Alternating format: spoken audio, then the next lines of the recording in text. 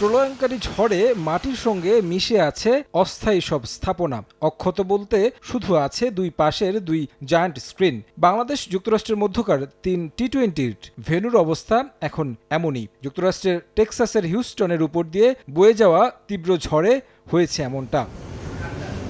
বিশ্বকাপের প্রস্তুতি হিসেবে কন্ডিশনের সঙ্গে মানিয়ে নিতে স্বাগতিক যুক্তরাষ্ট্রের বিপক্ষে ৩ ম্যাচের টি-20 সিরিজ আয়োজন করেছে বিসিবি, কিন্তু আগে ভাগে গিয়েও কোনো লাভ হচ্ছে না টাইগারদের।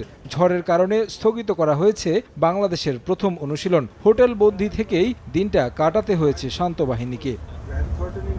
গেল বৃহস্পতিবার সকালে টেক্সাসের হিউস্টনে আঘাত হানে শক্তিশালী ঝড়। কানাডা ও বাংলাদেশের বিপক্ষে সিরিজের জন্য প্রেইরি ভিউ ক্রিকেট কমপ্লেক্স প্রস্তুত করেছিল যুক্তরাষ্ট্র ক্রিকেট বোর্ড। ড্রেসিং রুম সহ বেশ কিছু স্থাপনা বসানো হয়েছিল অস্থায়ীভাবে। সেই ভেন্যু রীতিমতো লণ্ডভণ্ড হয়ে গেছে শক্তিশালী ঝড়ে। ছড়িয়ে ছিটিয়ে আছে অস্থায়ী স্থাপনাগুলো। ডাগআউট, ভিআইপি টেন্ট মিশে গেছে মাটির সঙ্গে। ক্ষতিগ্রস্ত হয়েছে জায়ান্ট স্ক্রিন ও প্র্যাকটিস নেটও। ম্যাচ লাইভ স্ট্রিমিংয়ের সব আয়োজনও পণ্ড হয়ে গেছে।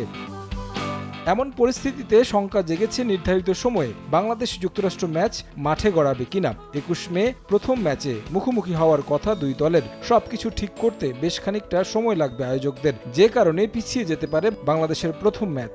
এত কম সময়ের মধ্যে মাঠটি আবারও আন্তর্জাতিক ম্যাচের জন্য প্রস্তুত করতে রীতিমতো অসাধ্য সাধন করতে হবে যুক্তরাষ্ট্র ক্রিকেট বোর্ডকে।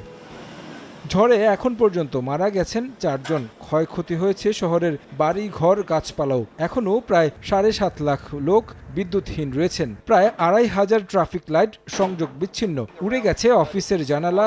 শহরের রাস্তা জুড়ে ছড়িয়ে ছিটিয়ে আছে কাচের টুকরো। গ্যাস লাইন ভেঙে গেছে। তবে বাংলাদেশ দল সুস্থ রয়েছেন। বিসিবির ক্রিকেট অপারেশনস চেয়ারম্যান কথা বলেছেন ক্রিকেটারদের সঙ্গে। ঝড় বৃষ্টি তো এখন তো এখানে টর্নাডো হয়, মনে হয় না কোনো ক্ষতি হবে। এখানে টিম ভালো আছে। আমি বললাম তাসকিনের সাথে, যেহেতু কালকে সবাই রেস্ট নিয়েছে। আবহাওয়ার উন্নতি হলে রোববার প্রথমবারের মতো অনুশীলনে নামবে টিম বাংলাদেশ। তারেক হাসান শিমুল, সময় সংবাদ।